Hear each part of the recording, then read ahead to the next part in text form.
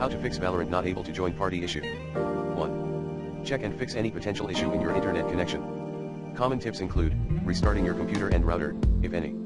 2. Ensure your account level in the same mission/server is 20 or more. Google how to increase your Valorant level, if needed. And, set your in-game status to available. 3. Launch Valorant in Windows Clean Boot.